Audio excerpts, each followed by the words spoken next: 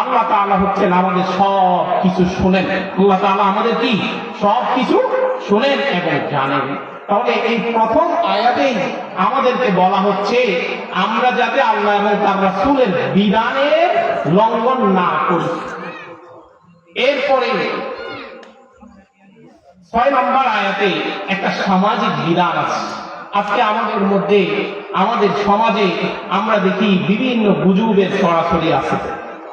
আমরা সামাজিক সোশ্যাল মিডিয়াতে অথবা নিজেদের সমাজে অনেক মিথ্যাচার নিয়ে আমরা কথা বলি, যে একজনে একটা কথা বলছে আমরা সেটাকে বিশ্বাস করে কথাটা ছিল মিথ্যা।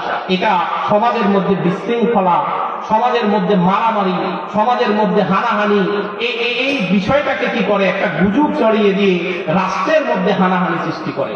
আল্লাহ তাআলা বলতেছেন, ইয়া আইয়ুহাল্লাযীনা আমানু ইন জাআকুম ফাসিকুম বিনাবাইন ফাতাবায়ানু আন তুসিবু কওমান বিজাহালাতিন ফাতুসবিহু আলা মা ফাআলতুম নাদিমিন।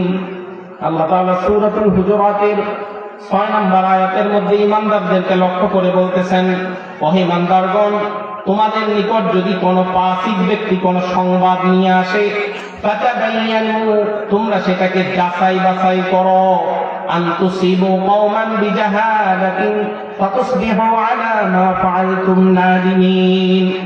না হলে তোমরা এই যে একজনের কথা শুনে যাচাই বাছাই না করে যদি কোনো পদক্ষেপ নাও, এই পদক্ষেপের কারণে পরক্ষণে দেখা যাবে যে ঘটনাটা ছিল মিথ্যা। তুমি এটার উপর নির্ভর করে যদি কোনো পদক্ষেপ নাও, তাহলে তোমার কাজের জন্য হয়তোবা তোমাকে লজ্জিত হতে হবে। আমাদের সমাজ এবং রাষ্ট্রে, বিশেষ করে আমাদের রাষ্ট্রে আজকে গুজব অথবা যেই কথার কোনো ভিত্তি নাই, আমরা দোকান পাটে দেখি, বিভিন্ন আড্ডা জায়গায় দেখি, যে কথার কোনো ভিত্তি নাই, এটা নিয়ে আমরা তর্কাতর্কি করি, কিন্তু কথাটা ছিল কি মিথ্যা।